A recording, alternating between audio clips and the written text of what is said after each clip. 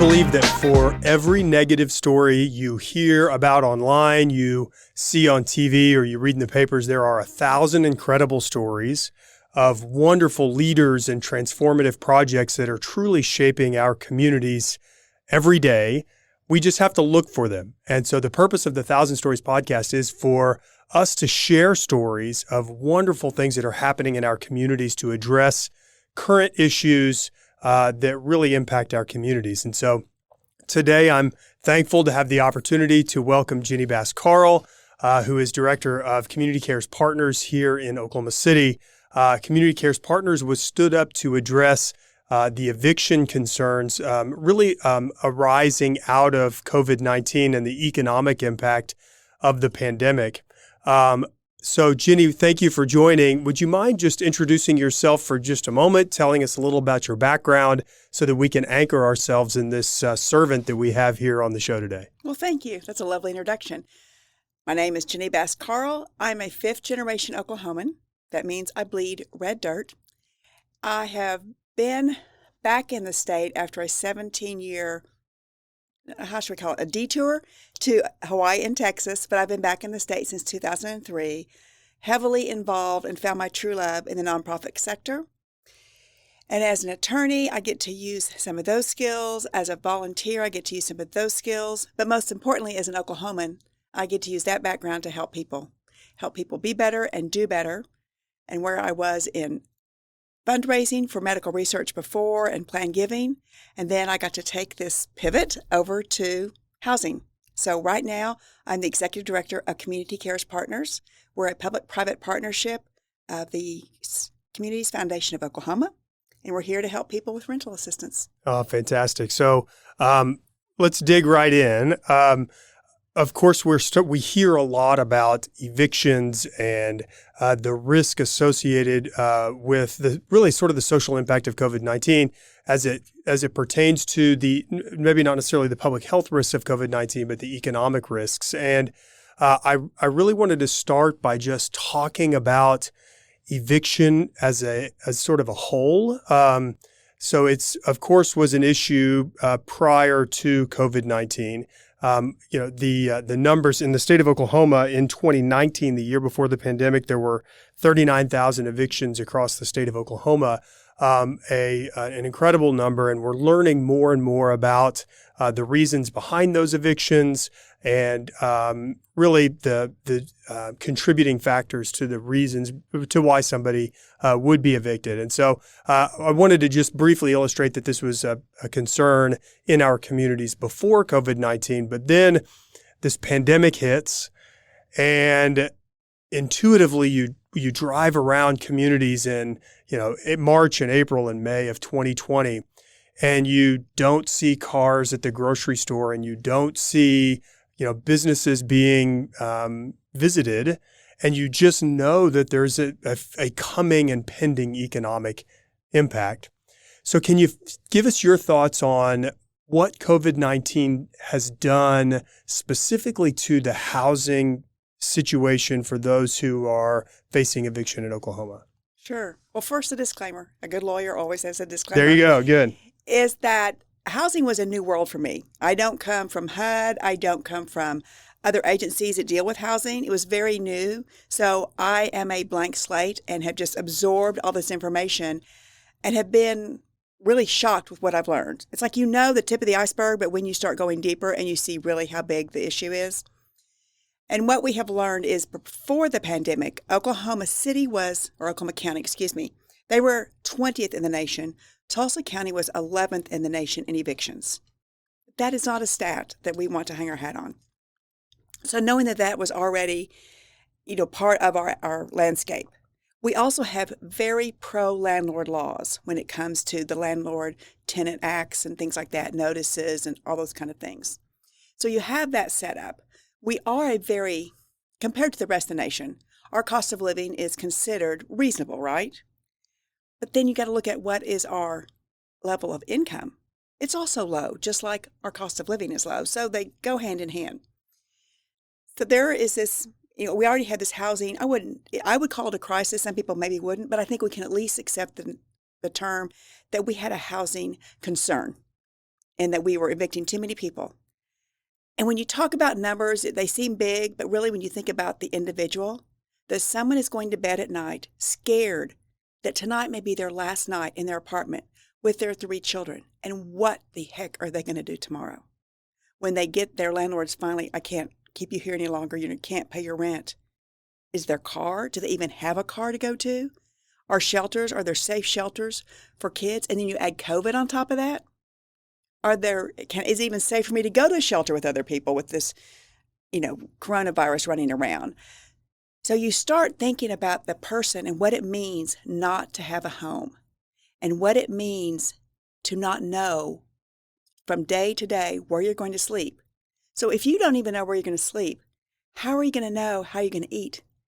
Can you even begin to think about things like childcare, transportation, retraining, jobs, getting to work on time, hitting those, KPIs at work? That is not, you're such in the fight or flight kind of mentality. Yeah, absolutely. We did a show, the first episode of 1,000 Stories podcast was on a housing first model and really did illustrate that you can't go achieve your definition of success and you can't solve for your own basic needs if you don't start with a roof over your head. That is sort of the first necessity when it comes to sort of breaking down all of the subsequent elements of success in your life. Exactly. It's Maslow's hierarchy of needs.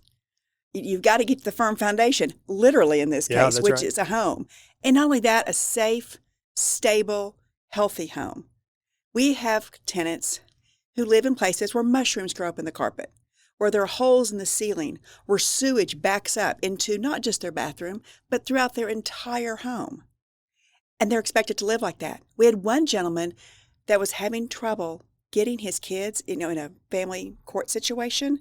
He was not being allowed visitation because his home was so unsafe. And so you just start thinking about the ramifications. You talk about a butterfly effect. And if we see these low numbers in Oklahoma for how we rank in certain areas, I guarantee you in such a large number of those, housing, inadequate housing or lack of housing is going to be a common factor. Mm-hmm. So I've used the term occasionally, the social determinants of poor outcomes. So we as a society are starting to understand the social determinants of health, which are, those sort of contributing factors to poor health outcomes. But I very much believe that many of the same social determinants also are determinants of poor outcomes outside of health. That's education outcomes are, a contributor to poor education outcomes are kids showing up to school hungry, food insecurity, housing insecurity, those sorts of things. You can't expect a child to succeed in school if they're showing up and they slept on a cold tile floor or in the backseat of a car last night, or they were a witness to a domestic violence incident or something like that.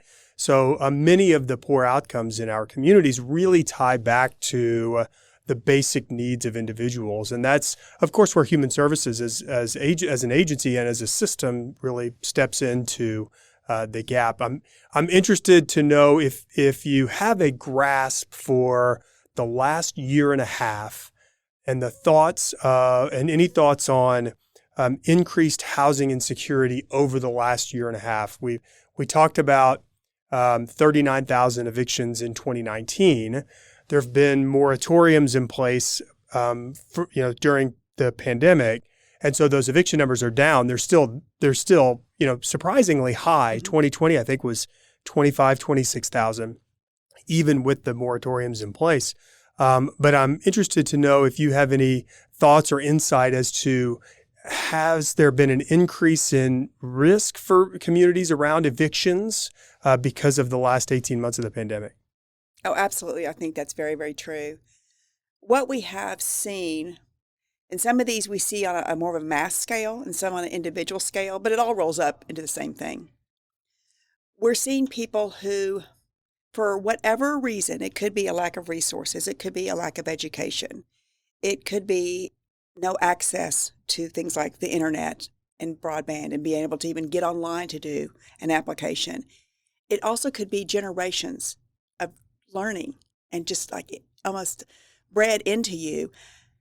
You get people who they get a notice on their door and they're not necessarily able to determine, is that a late notice? Is that the next step, which is a notice to quit? Or is it that last bad step, an eviction summons? but it's someone telling you, you cannot stay where you are because you haven't paid your rent. So a lot of times they'll leave. Now, one thing that's really interesting pre-COVID and currently is before COVID, we had such a low percentage of tenants who even showed up at court if they were being sued for eviction. And as I tell people all the time, I can guarantee you'll get evicted. Don't go to court on your court date. Default judgment, eviction. That's easy. But we are seeing such a greater increase in people actually showing up at court. So, there are some silver linings, right? We're not going to waste a good pandemic. Is that because of awareness, you think? It's because of assistance. Oh, because of okay, great. And that just goes to show you that when people can see even a glimmer of hope and they can reach out and grab onto it, I think they can start taking those steps. And they know that we're at the courthouse every single day for every single eviction docket. And we can at least start the process. So you're much less likely to get evicted if you show up. Legal aid is there every single day. And they can help you fight for your rights. Now, that's not to say, this probably should be said just so people understand that what we're talking about is a problem that is overreaching and is communal. And you can take individual instances and you can have really crappy landlords and you can have amazing landlords, really crappy tenants and amazing tenants and everything in between. But we have to talk about this on a communal level because that's where the policy and other changes are going to happen. Absolutely. I'm so glad you brought that up because I was going to find a way to segue into it. The issue that is not just a landlord issue, meaning people are kicking people out because they can't pay because they're related to COVID. We've got to be mindful of the landlords also. Absolutely. Because they have, put in some cases life savings into this, and this is an investment. So, and we're a business-friendly state, and so we have to be mindful of all of those things. And we can have a whole another discussion on federal financial interventions and inflation and those sorts of things, which we're not going to get into because that's a completely different subject. But what I like about and if you looked at it in a vacuum, what I like about this sort of approach, meaning funding organizations, and we're going to talk about the specifics, but funding organizations to pay for back rent, to pay for utility assistance, those sorts of things, rather than just a moratorium. And we can talk about moratoriums, but the moratorium just allows for debt to pile up. So it just delays the problem, right? But funding the issue, meaning working with organizations to fund the back rent, allows for the person to keep solid credit ratings. It allows for them to, when they are back on their feet, they aren't saddled with an immense amount of debt, but it also pays the landlord, right? And so they're able to satisfy their obligations. So it's not a downstream economic disaster for landlords, banks, and the sort of business infrastructure around evictions. I am the first to tell you, we are an economic boon. We are true economic stimulus because every time assistance is paid, it pays the landlord, the property manager, the property owner, all the people involved on that side. How about their handyman that they've hired, the guy that mows the lawn? It pays for the electricity that comes into the unit. So then OG&E and PSO and all those get their money. And the gas and the water, etc. It also, just like you said, it relieves a tenant of that burden. Again, a whole lot easier to sleep at night, much less a lot easier to keep functioning. Because you really want to, we all benefit if we can stand people up a little bit further. So the lowest someone is, that's all of our lows. And the longer we let them stay there, the longer we're there. And I think once we recognize the fact that if we can lift up the masses, so to speak, all the people, we all rise. It truly is the rising tide lifts all ships. And so the economic boon, I remember I was in front of the Oklahoma County Commissioners last year talking about this. And that's one thing I said, is we are economic stimulus. We are the best business stimulus you have right now because we doubly benefit you. We benefit the tenant and the landlord. We benefit both sides. Everybody is a resident, be it you own your home or you rent. Everybody's a resident. Not everybody's a landlord.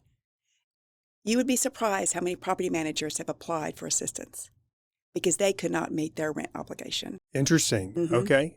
So early in all of the CARES Act had some funds for, and now we're ARP funds. early in the process, it was interesting to hear that the uptake on people applying for the dollars was slow. And I was hearing it was almost psychological. It wasn't necessarily as much as an awareness issue, which I think there's some to that as absolutely. well.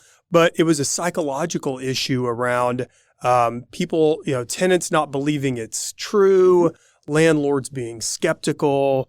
And there's definitely, when you get towards the word eviction, you get adversarial relationships between landlords and tenants. And so can you talk to me a little about that early on and how that sort of psychological change has shifted over time? You have hit on a point that we find very, very interesting. And it really is sometimes dependent upon where you are.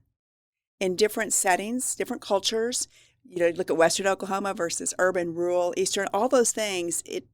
You are a product of your culture, right, and of your environment.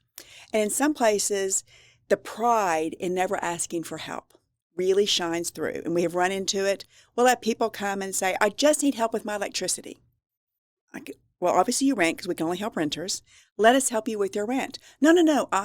I'm making it. I mean, you can tell the struggle is real right there. Like, I had $112 and I owed $111 and I went ahead and paid it.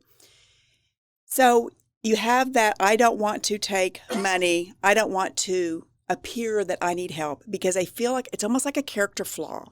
When the truth is, as human beings, asking for help is one of the most amazing things we can do. To give someone else an opportunity to reach out and help you, that's a gift. And we're all in this together. So like I said, if you're not stably housed, I'm hurt by that too. Indirectly, but I'm hurt by that. So you had that resistance to asking.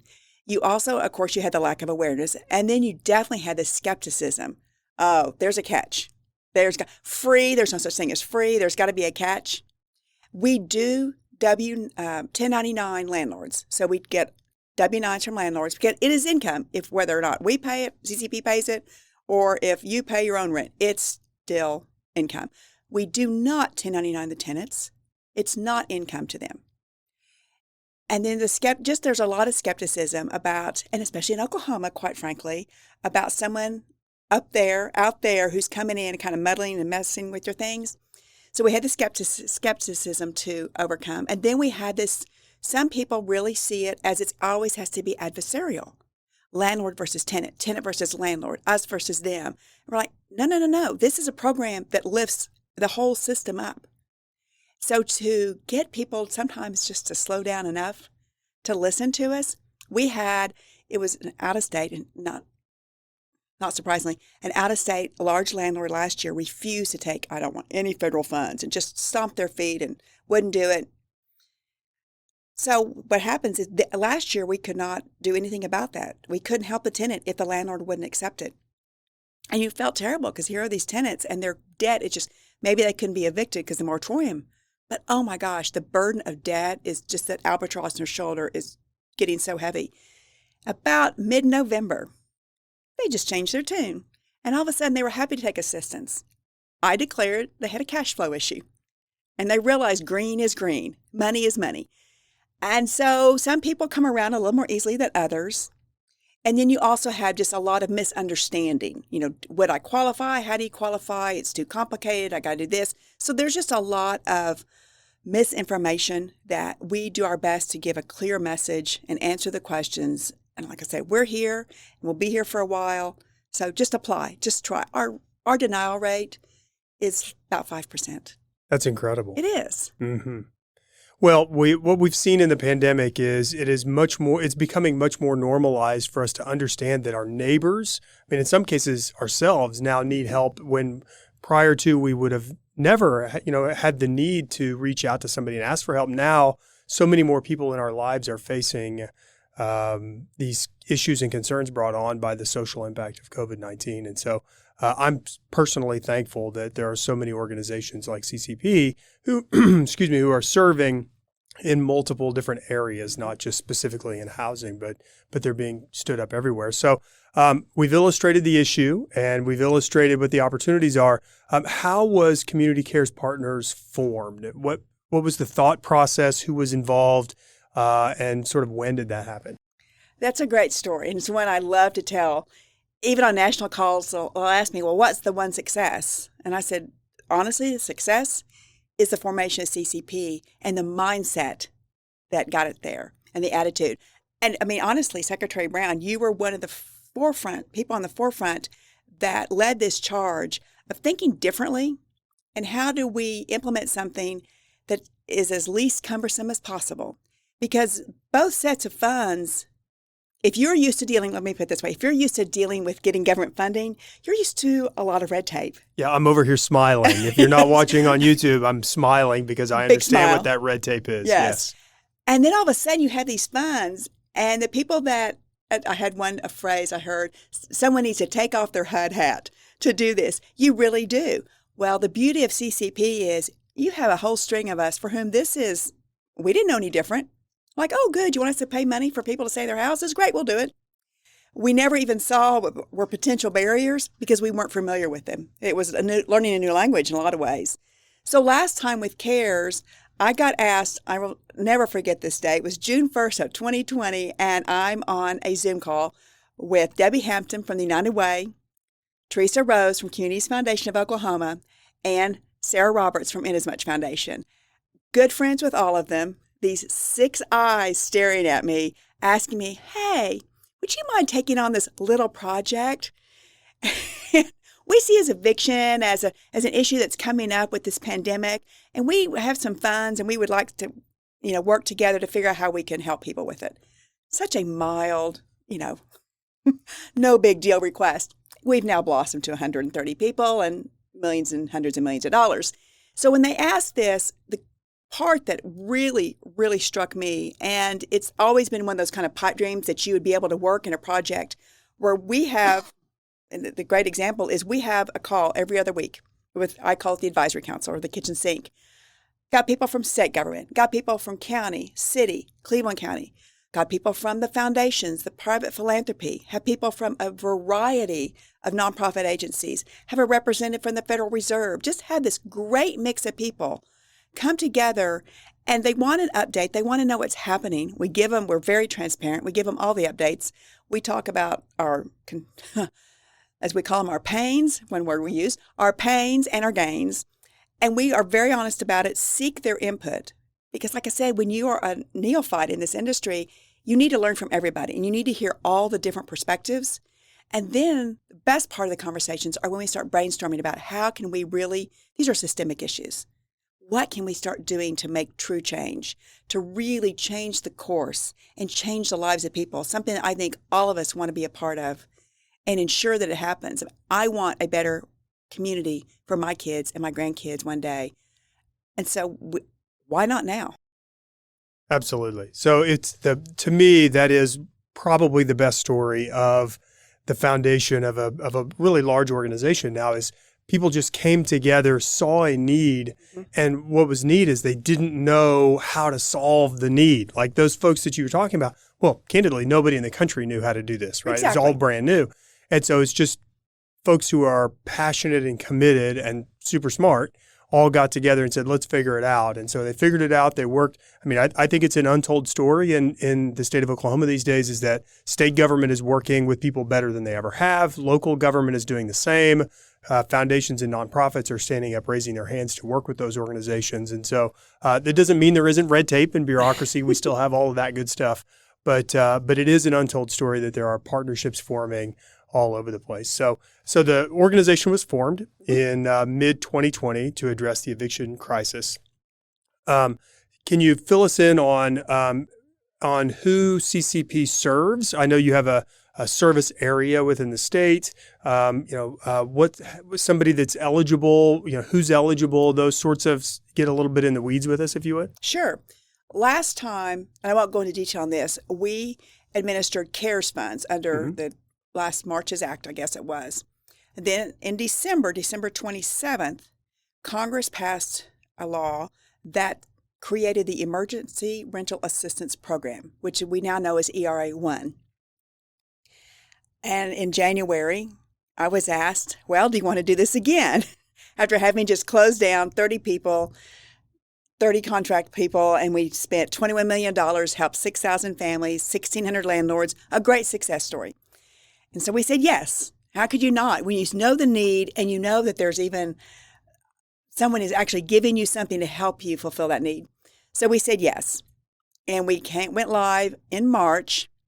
We have contracts with the City of Oklahoma City, Oklahoma County, Cleveland County, and the state of Oklahoma. So under our purview, that's about $240-ish million. A lot of money. Yes. Restore Hope up in Tulsa has a contract with Tulsa County and the city of Tulsa as well as the state, and they're doing great work up in their Yeah, I was going to neck bring of the them up woods. too. Thank you very much for that. Yeah. Oh, absolutely. Two great partners in the state of Oklahoma. Community Cares Partners is just one of the two. Exactly. Yep. The difference is that they were already a functioning nonprofit whose world was housing. And in our case, like I said before, we were kind of the phoenix that just kind of rose from the whatever the ashes were. So with that contract, those contracts, we supply rent and utility assistance to renters. So we cannot help homeowners. The good news is Oklahoma Housing Finance Authority has the money for the for mortgage assistance, and they're going to stand up soon Great. to help people with mortgages and that. So we can't help homeowners, so renters, obviously in Oklahoma. The cool thing is we can help you. Citizenship doesn't matter. All I need is a photo ID. I don't care if it's an expired, I hate to say this, Texas driver's license. That's okay. Or a current, or it doesn't matter. I just need a photo ID. You have to live in Oklahoma. You have to rent. You have to have a risk of housing instability. That's pretty broad. It can be all the way to the edge of the precipice where you've got an eviction summons and are getting ready to go to eviction court. It could also be, I can't afford my rent next month. It could be, I can't pay my utilities. It could also be, I'm a victim of domestic violence, or my landlord's abusing me. So it's a lot of different ways. Again, it's not hard in today's world for that to occur. Then the other factor is you have to have some kind of COVID hardship. But the key here is it has to be direct or indirect. Again, not hard. We've all been impacted, right? For sure. So it could be that you have had a reduction in income or an increase in expenses. Maybe you got COVID. Maybe you had to take care of somebody. So let me step back and just say, if you are someone, and there are so many someones who live paycheck to paycheck, who are never really caught up, and you're barely making it, and you have to miss 2 weeks of work because you had to quarantine, it could take you, if not years, at least months to catch up again. You need somebody to help you bridge and step over that hole because dear God, you don't want to fall into it. So the COVID impact. And then the last thing is income. We do have an income limitation. That's 80% AMI, which is area median income. In Oklahoma City, I'll give you round figures, for a family of one, and it's based upon the household size. For family one, it's about $41,000. The state AMI for family one, it's about $35,000 or $36,000. And we, like I said before, we have a 5% denial rate. We deny mostly because either you're a property owner, you own your home, or you make too much money. So it just goes to show 95% of people can meet those qualifications. Wow. That's really incredible. So how many folks have been helped so far to date by Community Cares Partners? And do you have an estimate or a figure on how many dollars have been invested in our communities? I do. I just got these. So any numbers I give, they're always for the week before because we write checks on Thursday. So these are last Thursday's checks that went out and the time we get all that information.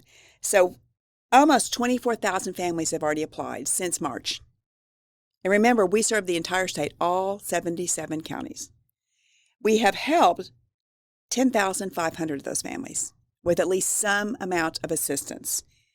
We only denied 600.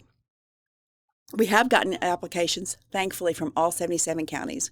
There was a couple of holdouts for a while, but we got them all coming through. And then the amounts that we paid in total, we have paid $43,500,000. Wow. From all four of those sources of funds. And we see about 400-ish applications a day. We also are going out into the communities and holding what we call application stations. So at these app stats, we are actually in the community. We partner with someone. We don't have enough runway of time for us to be able to build up the trust in CCP on a statewide basis. So what we do is we have partners, and we work with that. We did one with Legal Aid in Ardmore last week. We're in Atoka today. We were in Weatherford with the Weatherford Food Bank and Resource Center yesterday. We've been in Tallahena. We have been all over the state, in the community, working with these partners who already have the trust, who already know their people. And then we're offering, we're triage, we're the Band-Aid. And we can give you an infusion of cash, but in the end, it's the community that lifts the people up. Mm. So we get to go in and boost the communities up with these funds and help pay the local little city, utility place. And in towns of 600 people, doesn't matter your size. And the other cool thing is that under this act, the limit for how much someone can receive is not based upon dollars. So it doesn't matter if you live in, Valiant, where rent may be $500 a month, or you live in Oklahoma City where rent may be $1,200 a month. It's not about money. It's about how many months. So we can pay for up to 15 months of rent, up to 15 months of electric, up to 15 months of water, and on and on and on. So whatever the assistance is, and that, it's an amazing thing when you think about it. I don't know. I remember when I graduated from college, and I had a Harold's credit card, and I had about $300 on it. And my dad, one of the gifts he gave me was he paid off that credit card. And that just gave me a sigh of relief, and I could focus and look forward instead of looking backwards. So if we can help people look forward and move forward, that's our best sign of success. Yeah, and as we have communities, all of those communities across the state of Oklahoma, there are people who are looking for the next stage in life. Maybe a career is no longer possible in what they had been doing before, and so they're looking to retrain and re-engage in the economy. But if you are constantly looking backwards at debt that is saddled from that you've been saddled with from a landlord that during this period of COVID when you couldn't pay your rent, it's really difficult to re-engage in the economy when you're trying to catch up from a year of lost earnings. Yeah. I think all of us have some point in our life, not all, 99% of us, that you looked at that checking account balance, you went, oh, I hope I like ramen a lot. That's right. Or can I walk someplace instead of having to fill up with gas? I remember a friend of my brother's, he would put a quarter worth of gas in his tank just to get to the next stop. Now, granted, gas was a little bit cheaper then. But that is, 50 cents, when you just try to eke it out and you piece by piece, that is exhausting. When your brain is making all those decisions and you really want someone to go in and do high performance on something, and not happening. That's right. So it really is that it's so gratifying to be part of something that lifts people up and helps them get to that next step. Because to me, it's not enough just to lift them up. If we can't turn them to face forward and do something, and that's why as much as I love this program, I'm really excited to hear about other programs that are coming up, like through the ARPA funds and things like that, that can really make some great investments to change people's lives and get some systems in place that just provide a little bit more security and sanity, quite frankly. Mm-hmm. Yeah, so we're a hope-centered organization, and because of that, we use a hope framework when we're looking at things. And part of that, a major component of the science of hope is creating pathways for people to elevate themselves out of poverty or whatever situation they're in.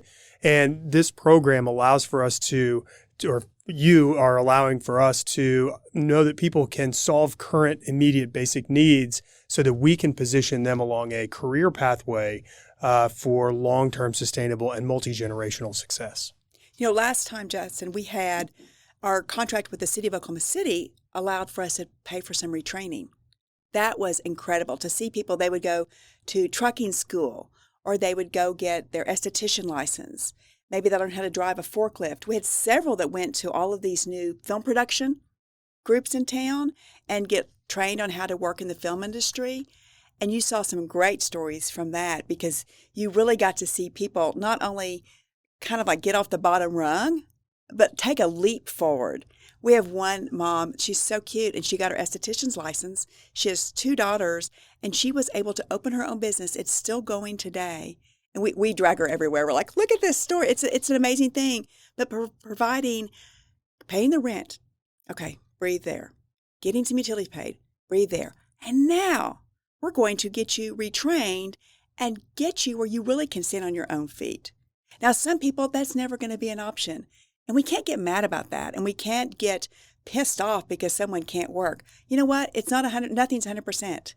If we can't live with grace and compassion and love, we don't deserve anything. I mean, it's just, oh, you're getting on my soapbox now.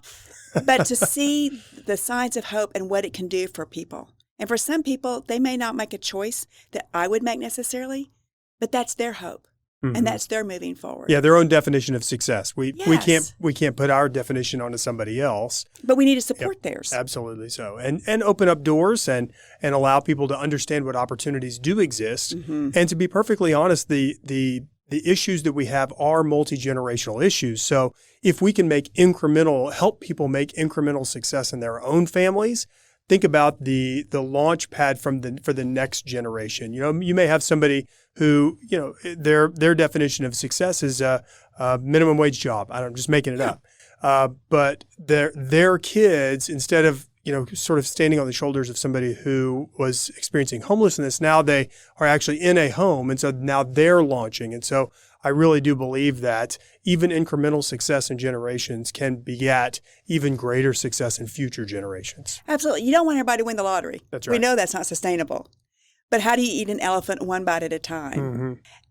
And I see some people, and we'll offer them help, and they fill out the application. We go, okay, you're good. You're going to qualify. We're going to talk to your landlord. We're going to get your rent paid. And I've had a mom that just breaks down in tears. And she's like, you're going to help me? I'm like, yeah, you deserve it. You deserve it because you're human, because you're my neighbor. You deserve it because that's our responsibility as stewards on this earth. You deserve to have a better life than you have today, no matter what that is. And the gratitude from people, yeah, we got one or two that are, yes, we have fraud. It's so minimal. It's incredible. Yes, we have people that are snarky. Absolutely. But the vast majority, like you say, the 1,000 stories, they're good, hopeful, happy stories. They're people that are just so grateful that someone looked them in the eye and saw them as a human and would care enough to listen to a little bit of their story, help them fill out an application, and get their rent paid. It's so simple. Beautiful. Okay, so we've talked about the past. We've talked about what you're currently doing today. Any feel for what the future looks like the next handful of months? I know we don't know what's happening with COVID, and this was stood up as a COVID response, and there are a certain amount of dollars. You know, sort of where do we stand in the dollars that are available, and what do you see as the future of Community Cares Partners? Yeah, we are going to be spending. I mean, I am like, we will spend 100% of this money every dime. So we'll be spending the ERA $1 through next September. ERA $2 have already been given to the state, cities, counties that qualified for them. And so we'll be revving up for that next up. Again, these are triage, Band-Aid.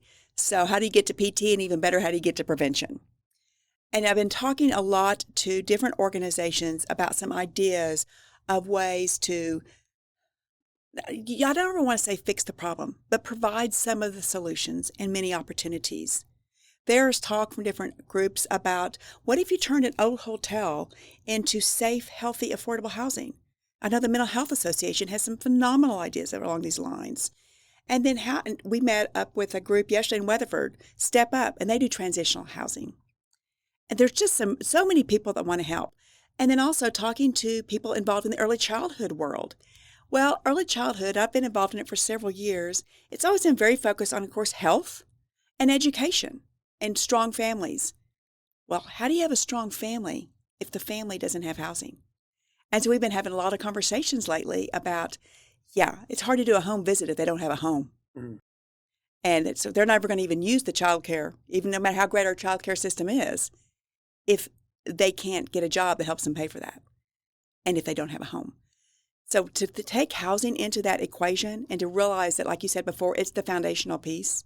You got to get the roof over your head, a safe, healthy roof over your head, and then you can do these other things. So what I really love, the conversations that are happening now, is they're so much more holistic. We're no longer as much in our silos thinking about our little area of expertise or where we want to focus on or what our agenda is. We're starting to realize that we need to listen to all the voices because they're all going to impact some part of it. And these unintended consequences sometimes. We had a woman with 2 children. We had to put her up in a hotel for a few days. She got evicted, trying to help her get into new housing. She had 2 children. She had a job. She also was on food stamps. And she asked our liaison, can you please get me a room that has a kitchenette? I can't afford to go buy a fast food meal even. I need to go to the grocery store and I need to be able to cook for my children. So even if you have food stamps, if you don't have a stove and a refrigerator, what good does that do you? You run out of food after 2 weeks because you're having to buy more expensive options. So you just start thinking it all the way through and you start asking and you keep going upstream. What if, what caused that? And you just keep asking the questions. But then it's not enough to ask the questions and it's not enough to have the conversations. If we don't take some real action, if we don't get some policies in place and get some people to open their minds and think about it, businesses have to be at the table. Nonprofits, government has to be at the table, individuals, communities. It's going to take the whole lot. I mean, we've done it before on many occasions in Oklahoma. So I have great faith in us and we will not waste this pandemic, please, dear God, and get something good out of it. Mm-hmm. Well, what you all have done is illustrated that lots of different partners can work together. Exactly. So it's foundations, nonprofits, states, locals. We can all work together. We can also bring voices to the table, and we can solve the problem for both sides of an issue. So you've worked tenants, of course, but also served landlords, right? And so that's really important. So the foundation has been laid for us all to work together to solve for basic needs here, but to also communicate around that more holistic need going forward. So thank you for all of that. How can, one of the benefits of a show like this is that we can get the word out, and you all always need more people to know that when you hear about evictions, when you hear about this issue, there is someone there to help. So how does somebody reach out to you if they have a problem potentially looming with an eviction? Sure. Come sooner rather than later, right? Landlords, talk to your tenants. Tell them about CCP. Beg them, encourage them to apply for assistance, and then work with us. Don't go Don't go radio silent on us, but respond when we reach out with the information we need and the papers signed. Tenants, don't wait. There is no shame. Some of the greatest joy I've had is when I finally said yes to ask for help. So ask for help. That's what we're here. Do it. If not for you, do it for your family. Do it for others. But ask for help. Apply for assistance. And then utilities, work with us. Accept the money that we want to pay you. And for communities, get the word out, lift up, and come together and encourage people to go to okccp.org. okccp.org. It is an online application, but you can we've worked with libraries. You can call 211. You can go to United Way agencies. There's so many people in town that can help you fill out the application. Maybe it's your church. Maybe it's your grandkid. I mean, whatever it is, help fill out that application, get it submitted, and then be patient because it takes us 6 to 8 weeks minimum to work through the whole process. And if you're at eviction court, make sure, first of all, if you get a summons, go to court. And then reach out to the people there and ask for help. Great advice. Thank you so much for that. Well, I want to say how thankful and blessed we are as a community to have you back from those lesser states, Texas, Hawaii. They don't have anything compared to what the state of Oklahoma has. So thank you for all your service, and not just Community Cares Partners, but in your prior spaces in the nonprofit world. We're extremely thankful that you're here today on the Thousand Stories podcast, where we truly do aim to change the public narrative that everything is not broken, everything is not evil or corrupt. There are people and projects and efforts and collaborations that are truly changing our community. So, Jenny, thank you so much for being here today. Thank you. I really appreciate the opportunity.